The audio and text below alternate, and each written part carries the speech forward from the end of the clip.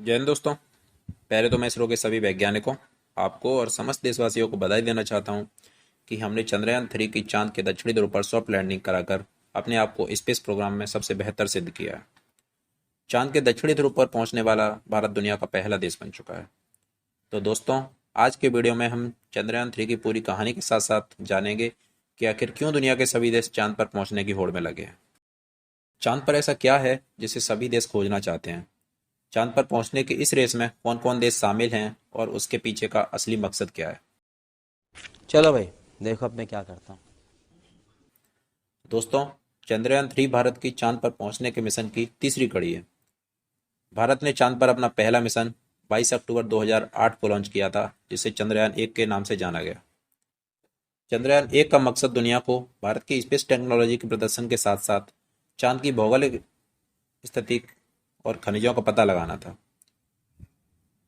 2019 में इसरो ने चंद्रयान 2 लॉन्च किया, जिसका मकसद चंद्रमा की सतह पर सॉफ्ट लैंडिंग कराना था। पर सफलतापूर्वक चांद की कक्षा में प्रवेश करने के बाद अंतिम क्षणों में नेविगेशन सॉफ्टवेयर में गड़बड़ी के कारण सॉफ्ट लैंडिंग में चंद्रयान 2 विफल हो गया। सॉफ्ट लैंडिंग को दोबारा सफल प्रयास करने के लिए ही चंद्रयान 3 मिशन को प्रस्तावित किया गया था। चंद्रयान 3 का लॉन्च सतीश धवन अंतरिक्ष केंद्र श्रीहरिकोटा से 14 जुलाई 2023 को किया गया था, जो 23 अगस्त 2023 को भारतीय समय अनुसार शाम को 6:04 पर सफलतापूर्वक चांद पर उतर चुका है। इसी के साथ भारत चंद्रमा के दक्षिणी ध्रुव पर सफलतापूर्वक अंतरिक्ष यान उतारने वाला दुनिया का पहला और चंद्रमा पर उतरने वाला चौथा देश बन गया है। भारत की सफलता खास इसलिए भी हो जाती है क्योंकि ठीक 2 दिन पहले 21 अगस्त को रसिया के लूना 25 मिशन ने चांद के दक्षिणी ध्रुव पर उतरने की कोशिश की थी, पर वह फेल हो गया। अमेरिका और चीन भी चांद पर अंतरिक्ष यान उतारने के लिए एडवांस मिशन शुरू कर चुके हैं। इस रेस में स्पेस एक्स जैसी कुछ प्राइवेट कंपनियां भी शामिल हैं। चंद्रयान 3 मिशन के 3 लक्ष्य हैं: चांद की सतह पर सॉफ्ट लैंडिंग करना, रोवर को चांद की सतह पर चलाकर दिखाना, चांद की सतह पर मौजूद तत्वों की वैज्ञानिक जांच करना। अब हम बात करते हैं चंद्रयान 3 की बनावट के बारे में। दोस्तों, चंद्रयान 3 के 3 प्रमुख हिस्से हैं: propulsion module, Vikram lander and Pragyan rover. Propulsion module. इसका प्रोपल्सन मॉड्यूल संचार रिले उपग्रह की तरह काम करता है। प्रोपल्सन मॉड्यूल लैंडर और रोवर युक्त बॉडी को अंतरिक्ष में तब तक धकेलता रहता है जब तक कि अंतरिक्ष यान चांद की 100 किलोमीटर ऊंचाई वाली लूनार एक्सिस में ना पहुंच जाए। विक्रम लैंडर। चंद्रयान 3 के विक्रम लैंडर में थर्मल कंडक्टिविटी एंड टेम्परेचर को मापने के लिए मून सरफेस थर्मोफिजिकल एक्सपेरिमेंट तथा लैंडिंग साइट के आसपास भूकंपीय गतिविधि को मापने के लिए इल्सा व प्लाज्मा डेंसिटी और इसकी विविधताओं का अनुमान लगाने के लिए लैंगोइमर प्रोब नामक भारतीय उपकरण लगाए गए हैं। प्रज्ञान रोवर। प्रज्ञान रोवर 6 पहियों वाला 26 किलोग्राम वजनी एक ऐसा रोवर है जो 1 सेकंड में 1 सेंटीमीटर की गति के साथ 500 मीटर के दायरे में काम कर सकता है। प्रज्ञान रोवर पर लैंडिंग साइट के आसपास एलिमेंट स्ट्रक्चर का पता लगाने के लिए अल्फा पार्टिकल एक्सरे स्पेक्ट्रोमीटर और लेजर इंड्यूस्ड ब्रेकडाउन स्पेक्ट्रोमीटर नामक पेलोड से युक्त है। भारत से पहले अमेरिका, रूस, चीन अपने अपने अंतरिक्ष यान चांद पर सफलतापूर्वक भेज चुके हैं। शीत युद्ध के समय सोवियत रूस ने चांद पर अपने 24 मिशन लॉन्च किए। आखिरी मिशन 1976 में लूना 24 था, जो चांद की 170 ग्राम मिट्टी लेकर लौटा था। 47 साल बाद 2023 में रूस ने लूना 25 लॉन्च किया, लेकिन चांद की सतह पर उतरने से पहले ही ये क्रैश हो गया। इस मिशन के द्वारा रूस चांद पर मानव रहित यान की सॉफ्ट लैंडिंग कराना चाहता था। इसके साथ रूस पानी के साथ ही अन्य दूसरी चीजों की खोज करना चाहता था। सोवियत रूस ने 1969 में लूना मिशन लॉन्च किया था, जो चांद की सतह तक पहुंचने वाला दुनिया का पहला अंतरिक्ष यान था। 1966 में लूना 9 चांद पर रूस का पहला सॉफ्ट लैंडिंग मिशन था। इससे पता चला कि चंद्रमा की सतह ठोस है। अमेरिका दुनिया का इकलौता देश है जो चांद पर किसी इंसान को पहुंचाने में कामयाब रहा है। 1969 में अपोलो मून मिशन के जरिए अमेरिका ने यह कर दिखाया। करीब 5 दशक बाद अमेरिका अपने मून मिशन आर्टेमिस के जरिए इंसानों को चांद पर एक बार फिर से भेजने की तैयारी कर रहा है। अमेरिका का ये मिशन 2026 तक 3 स्टेप में पूरा होने की उम्मीद है। आर्टेमिस 1। आर्टेमिस 1 का रॉकेट हैवी लिफ्ट है। इसमें अब तक के सबसे शक्तिशाली इंजन लगे हैं।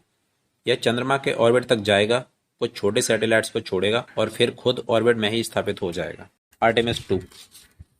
आर्टेमिस 2 में कुछ एस्ट्रोनॉट्स भी जाएंगे, लेकिन वे चांद की सतह पर कदम नहीं रखेंगे। वे चांद के ऑर्बिट में घूमकर वापस आ जाएंगे। आर्टेमिस 3। इसमें जाने वाली अंतरिक्ष यात्री चांद की सतह पर उतरेंगे। पहली बार महिलाएं भी ह्यूमन मून मिशन का हिस्सा बनेंगी। ये चांद के साउथ पोल में मौजूद पानी और बर्फ पर रिसर्च करेंगे। अमेरिका ने अपने दोनों मून मिशन के नाम ग्रीक माइथोलॉजी से लिए हैं। ग्रीक माइथोलॉजी में अपोलो और आर्टेमिस को जुड़वा भाई बहन कहा जाता है। अपोलो को सूर्य का देवता और आर्टेमिस को चंद्रमा की देवी कहा जाता है। इसलिए अमेरिका ने अपने पहले मून मिशन का नाम अपोलो और अब आर्टेमिस रखा है। चीन। रूस और अमेरिका के बाद चीन ऐसा तीसरा देश है जो चांद की सतह से पत्थर और मिट्टी के सैंपल लाने में सफल रहा है। पिछले 10 सालों में चीन के चांद पर भेजे गए तीनों मिशन सफल रहे हैं। 2026 में चीन चांद के दक्षिणी ध्रुव पर चांग-ई अंतरिक्ष यान को भेजने की तैयारी में है। चीन ने 2030 तक चांद पर अंतरिक्ष यात्री भेजने का लक्ष्य रखा है।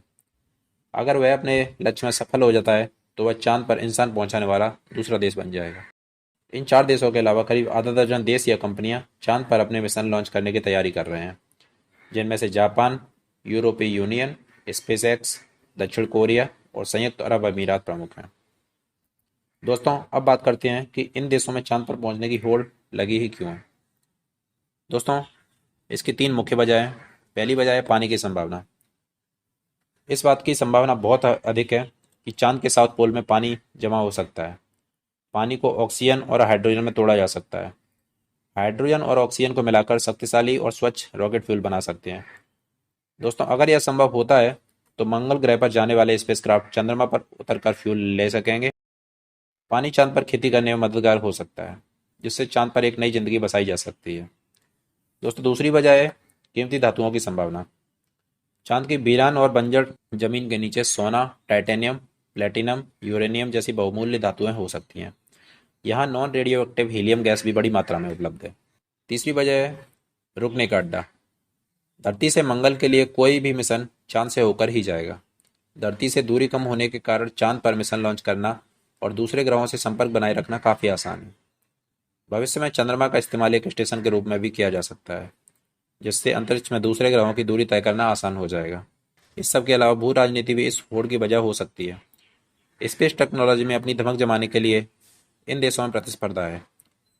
मून या स्पेस की किसी भी होड़ में चीन अमेरिका से पीछे नहीं रहना चाहता। भारत और रूस भी इसी प्रतिस्पर्धा का हिस्सा हैं। दोस्तों, अंतरिक्ष से जुड़े हुए कुछ नियम भी हैं। 1967 में हुए संयुक्त राष्ट्र के आउटर स्पेस समझौते के मुताबिक अंतरिक्ष के किसी भी हिस्से पर कोई देश दावा नहीं कर सकता। 1979 में हुआ संयुक्त राष्ट्र का चंद्रमा समझौता कहता है कि अंतरिक्ष का कॉमर्शियल इस्तेमाल नहीं होना चाहिए। हालांकि अमेरिका, रूस और चीन ने इस पर साइन नहीं किए हैं। अमेरिका अपने आर्टेमिस अकॉर्ड को बढ़ावा दे रहा है, जिसके तहत अलग अलग देश चंद्रमा के सोर्स इस्तेमाल कर सकते हैं। तो दोस्तों, अगर आपको मेरी वीडियो पसंद आई हो तो वीडियो को लाइक और चैनल को सब्सक्राइब करें। जय हिंद, जय भारत।